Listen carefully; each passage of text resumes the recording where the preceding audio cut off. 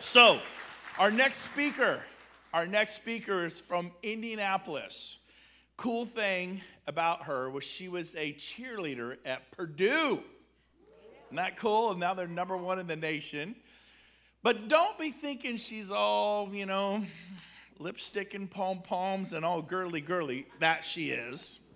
But she also is a national championship 3 times over, like currently, Taekwondo expert. Like the best in our country. So don't make her mad, because she'll drop those pom-poms and kick you in the head. While doing all that, they sell hundreds of homes a year, and they've been super successful. And she's going to talk to you about trials and tribulations and overcoming struggles in your life. None of us have ever struggled, right? Yeah. Like, if you haven't struggled, stand up. We will whip you right now, okay? It's like, we all struggle, okay? Get over yourself. So help me welcome a couple I love. It's Amanda and Rodney Hurd, but Amanda's going to come up and speak tonight. Give her a hand, Amanda. And my brother, Rodney Hurd, who I love in the back over there. Oh, you get a mic. There you go. Go get him. You're awesome. Love you. All right, that is an exciting welcome there. So now I need to impress, huh? Well, first of all, I just want to thank Brent for inviting me to be here. Rodney is in the back. This has not been, I'm not going to get up here and rah-rah you. I'm going to let you know how this has really been for us. So this is the second marriage for both of us, broken in debt in 2012, coming back from Charleston, South Carolina. Rodney was a team leader at a KW, and they closed all the market centers except one. And we're like, what do we do? Both my parents were sick, and they actually proceeded to both pass away within a year of each other. So it was a little rough in the future. So we came back to Indy, where I knew I could hustle real estate. I knew everyone. I think I even did appraisals for the first year, just trying to not be broken in debt, right? We both were not married at this point, and we started all over. We ended up 4 years later opening our own brokerage, and we were killing it. It wasn't easy. I mean, we were hustling our tails off and decided, you know what? We need to create a team. We need to do this. We're dropping the ball, etc. So fast forward, we have our own brokerage. And let me back up for a second. So is anybody in business with their spouse or a tight, close relationship? Are you both high D's and high I's in the 90 percentile? That's painful, right? Right? So if you are, come see us, and definitely have a coach that can be tough on you, let's say, right? So we realized real quick, we're not staying in our lane. We are literally arguing. It's rough. So we hired Bob Corcoran. He's old school 20th century in-your-face mindset. I ended up coaching for Bob, but he basically hit us both right across the face and said, here's what you need to do or you're never going to make it. So we listened, right? We listened. So get a coach. I think we've heard that over and over today, right? With that, we ended up being 60+ million within a couple years of starting the team, and grew, had our own brokerage, and I was wasted, exhausted, stressed. Both my parents were sick. They ended up passing away, and it literally was relief for me to come to EXP, and that's what I want to share in the beginning. Rodney as well. He was in production doing 70+ listings on his own. For me, EXP, after we said yes after 8 months, thank you, Jeff Willems, and Jason Gessing, he came to town for a big grand opening. I love that man. But it was a no, because I couldn't get the ego out of the way, and Brent says your ego is not your amigo, and that is that a good one, right? It's one of his favorites. Your ego is not your amigo. It's true, though, because our ego was so in our way. We had done all this, and I was so prideful, but I was exhausted. I'm not an operations person, right? DI. I was stuck in operations because Rodney definitely isn't going to be working the numbers. So with that, I just wanted relief. And immediately EXP was that, when that light bulb went off, I'm like, it's leverage. Are you kidding? This is a bigger opportunity for our real estate team than we could ever offer them. So if you're sitting in this crowd today and you're thinking about EXP, please know, offer the people around you something bigger than you could ever come up with. Would you guys agree? right? So once it hit me, we got our numbers out of the way and our egos out of the way. That's what we brought back to our team. I think we were at Shareholders Summit in Vegas at the JW Marriott. I know it couldn't have been huge, but I met Brent and Gene and all the players, and the culture was just alive, and I couldn't believe that this was legit. I'm like, you know, what are they telling me, right? So if you're thinking about EXP, I think we were all there at some point going, what is this? So it has been life-changing, but it hasn't always been about revenue share. For me, it was coming over to look for someone who could help me not be the accountant always, right? Not writing the checks, not always the crisis management, not babysitting to where it was just exhausting me. So that's what EXP meant to us in the beginning. And then we took off guns blazing. We had 27 in our front line within the first year. I want to say 60 in our group. Well, we're at 120 now, right? It's good, but it should be more. We lost interest. Guns blazing, things happened, parents passed away, COVID happened. Our production team was still excelling, but the rev share and the agent organization we lost interest and got comfortable, and it was a good reason why. So has anybody ever experienced when a big win or wins come your way all at once that maybe you sit back and get comfortable? Does anybody know that feeling? That's what happened. One of those, I won't go into everything that kind of happened at once for us, was EXP stock, right? So when we came in, we were buying it at what? I want to say that was May of 2018. $5, $6, right? Something like that. So things changed down the road. The stock went up, it split, and we took a little bit of advantage of that. So that was one, and there were several others. And we were in our condo in Florida just having a lot of fun and staying there in the winters. And as we thought we had the right leadership in place, we were wrong, right? So Brent and I were just talking about this, and he's like, a production team is like an accordion, right? So true. So when we lost sight of the production team, we lost sight of everything. So in 2020, still doing great. 2021, we could feel the pain. 2022, here's what we did, and this is the advice where I want to just give you a little piece of advice. It's working for us. So we now have momentum, and then I will actually start on my slides. We have momentum because we basically stopped everything and just reorganized and restructured. So the piece that became so critical is, one, we hired a coach, Bill Pipes, who can kick us in the face. Literally, we need that. That was one piece. Brent, I talked to him in January, and he might not even remember this, but I said, I need something else in my life. This isn't working. I need women. I need to connect with women. That was my goal. And I realized Rodney and I had to go kind of down our own path and not keep trying to do this together, because we each have our own value that we can contribute to relationships and agents in the industry. So with that, we turned off our leads. We said to our team, who's in? Who's in? Who wants to just work their sphere? Because we're no longer going to hand you leads. That's the conversation we had. How do you think that went? This coming from a team where we provide 80% of the business with leads, right? Rodney's got the Google PPC campaign down. So with that, it was just time for us to see who was there, right? And it was a gut check. Well, needless to say, we turned the leads off for 2 months, and then we said, we need you to qualify. So even our $10 million, $12 million, $15 million producers on our team had to qualify to be on the leads team. But what that did, the big aha was, it let us see who was in this for themselves and who we were chasing, right? So the message is, don't chase even team members. Just develop a system and a structure that speaks to everyone, and if they want to rise to the top, have all the processes and systems in place, and they can rise. What that also does is it puts you in a place, if you want to lead that team, if you want to be in production, whatever you want to do, put yourself in that position to do what you want to do. In my case, it's coaching. I have to pour into people or I am not happy, right? With Rodney, he wants to lead by example. Hey, let me show up, show them how it's done, get on the phones, and they'll jump in, right? So that, to me, is what you'll hear in the rest of these slides and will be my big, big takeaway for you. So would you guys agree with this? Everything in life is a reflection of a choice that you have made, right? If you want a different result, make a different choice. It's that simple. But how do you do that? Right? I always hear these quotes, and I want to say, honestly, until I was, who's been to UPW with Tony Robbins?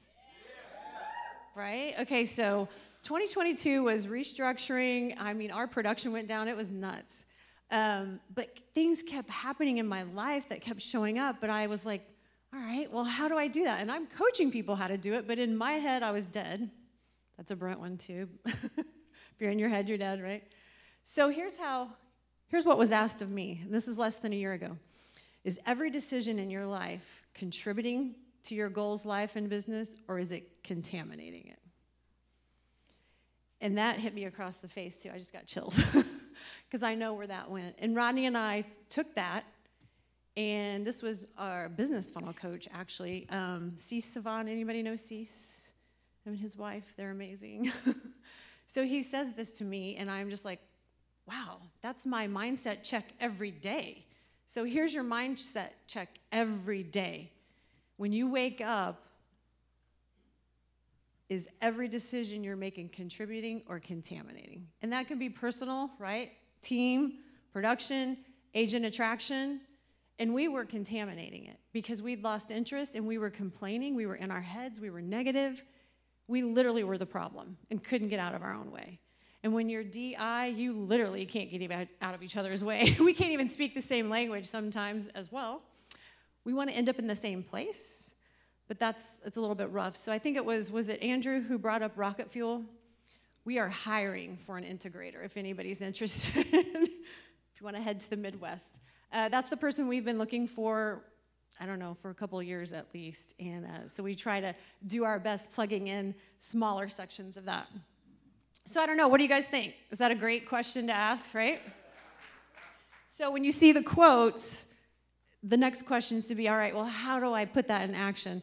And when I went to UPW and walked on fire, I realized, okay, that's a metaphor for exactly what I was feeling. And here I am, and I did it. And that just took it to another level. So I try to get myself back to that moment when I still struggle. So loved UPW.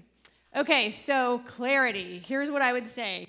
I wake up every day now, and I think about what I'm grateful for. I have an amazing VA team in the Philippines that I'm very personally connected to through Cease's wife, and he says to me every morning, let's rock this day with a grateful heart. So if I don't have it, he has it for me. Have someone in your life accountability, not for just production, but for actually affirmations, mindset. I've got church on Sunday, Brent Gove on Tuesday, 1% Club, right? Wednesday is Bill Pipes, and Thursday is Cease Savant. So I've got it covered, right? My external life is feeding my internal mindset. I've got it structured. So that's another little tip that from years of coaching others, you're telling them, but your coach needs a coach is what I want to say. So with that, make sure your external setup, your structure, you're setting yourself up for success so that internal piece is fed as well. Would you agree? Right? So let me go back real quick. New structure, coaching, training. Find those leaders now, grow those leaders now, right? So whether it's a new agent that you're plugging into a system or it's an existing agent that fits into the culture, do not back off of your culture. We have learned that lesson too in our accordion of production teams. As soon as you do, it's like starting over. So I'll talk about culture here in a second too. So with this, the second question I usually ask is, okay, I'm grateful. What am I grateful for? I'll write it down, turn it into an affirmation, is how can I be leveraged today, right? How can I be more leveraged today than I was yesterday? So whether that's bringing new leaders in, whether that's a process or a system. Does that make sense? How can you be leveraged today? Because if you're heavily in production and that's not where you want to be, you should be working on that now. And if it's something where you just need an assistant to start there. We sell about 200 plus homes a year, and I want to say our biggest year was 2.3 in GCI, something like that. And it was about 3 of us that ran that team. That was a little pain. Remember I said I was exhausted? Now you know why. I'm not smart. These are lessons learned, by the way, right? Like Brent said, trials and tribulations, lessons learned for sure. And then find a coach And most of all, be coachable. Don't pay thousands of dollars to not act. Put it in action. Have a goal. Have a stretch goal. Have a dream goal. That's another thing we do on our team. This is Bob Corcoran taught me this year as a goal. Have a goal, a stretch goal, and a dream goal. And set those in place. And keep your eyes on it at all times. Write it down. Have that vision board. Attach that emotion to it. Turn it into an affirmation is the next step, right? So vision board, they're awesome, but if you don't have the emotion attached to it and the affirmation to put it in action, chances are you won't. All right. So we have momentum now. Here's the good news. As soon as we did this, we rolled it out at the beginning of December, worked on our existing team for about 30, 45 days to get them massaged. And next thing you know, we added 7 agents, and I mean within 2 weeks. It was nuts when you put it out there, what you can attract, and when you decide you're interested again and not comfortable. Would you guys agree? Yeah. Right? So it truly comes down, and somebody said this earlier, maybe a couple people, it truly comes down to mindset. Mindset is everything. If you do not know what to work on in any given day, start with your mindset. And if you don't have a good mindset game, get a coach and be coachable. All right. Make sure you have your best practices, processes, and systems. With our new batch of agents, I created a boot camp, which I'm sure some of you that sell thousands of homes already have this. We do a 4-week boot camp, high, intense, so that they're coming to our level and we are not coming down to theirs. I think what happened was, as well on our team, who was born in the 20th century in here? Quite a few of us, right? So I think leadership style with the 20th century sometimes, it's the 21st century, we're feeling a little bit of a different feel or vibe, that's all I'm gonna say. But we had a little bit of that, so we had to step back and kind of look at our 20th century leadership style and kick in to be a 21st century leader. So I think that all helped. But in this boot camp, you've got it to where they're plugging in. I think Andrew and Jimmy were talking about this earlier. They're just plugging in. It makes it so easy. Then they want to be part of it. They're in the first week, I focus it on production. I still pretty much do the entire first day, and I have a ton of screen records as well. But that first week is getting them in production. Then we also work on the rest, right? We want them in production. Some of their biggest fears, I took a survey, is the financial instability. So why would I train them for 4 weeks and not get them in production? I train them in 4 days. They're in production. They're not going to break it. Would you agree? So if their biggest fear is financial insecurity, get them up and going fast and be leveraged with those systems. Okay, here are some good tips. This is how we run our team. This is our formula right here. What's great about books is they can take these books and own it. If they're just hearing from me or Rodney or our leaders, that's what they say. They're the exception. But if they can find it in a book and we're also training it and teaching it, and we've been using these for years, they can own it themselves, right? They can make it work for themselves. Are you guys familiar with 12-week year? Right? So we've been doing that about 2 years now. That's changed production goals, especially for our high-I big producers. They embrace this, and it works for them, which is shocking. Shocking. 5 dysfunctions of a team. Fear of conflict, builds trust. This one's huge if you have a team, even a small team. This is going to lay it out there. That one goes quick. It's a fable. Emotional intelligence and DISC. Do not hire without someone taking a DISC, right? And dig deep enough into the DISC that you know their motivation. Because motivation, if it's creativity, may not make for the greatest buyer agent sometimes, right? It just depends. You want to get down to see who's money motivated, who's creative, yada, yada, yada, right? But the DISC is huge. So along with emotional intelligence, we use that. And then ninja selling. Are we familiar with ninja selling?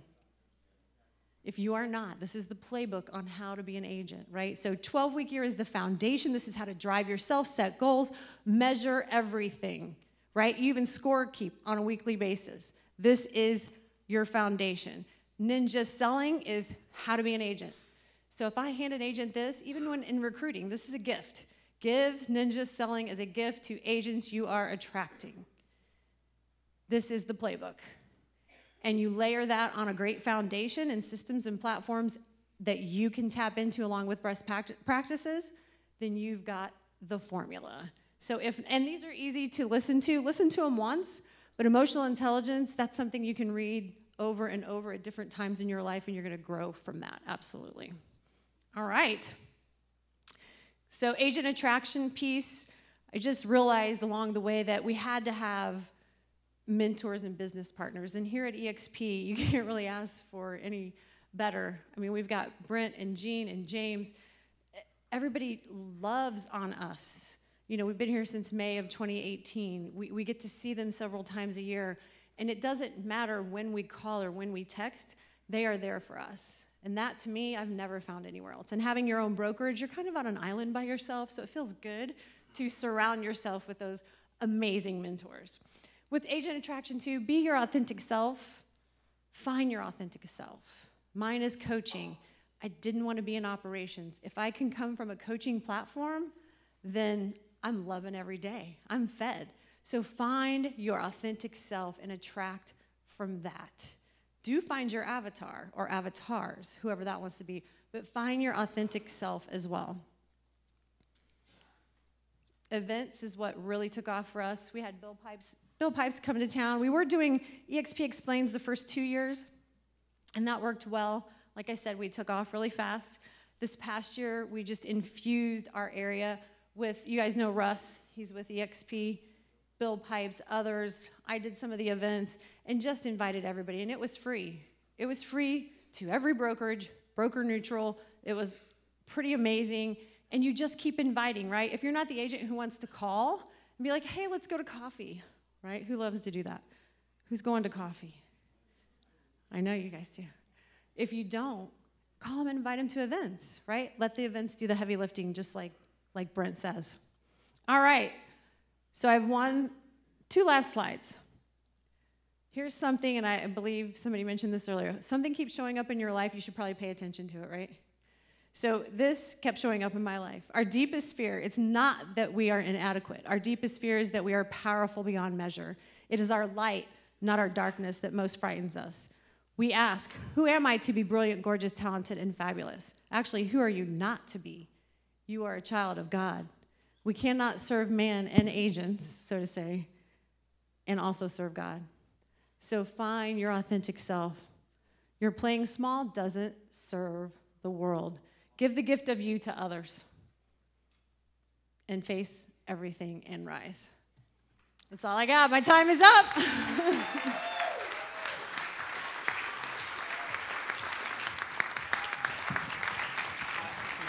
Thank you so much. Appreciate it.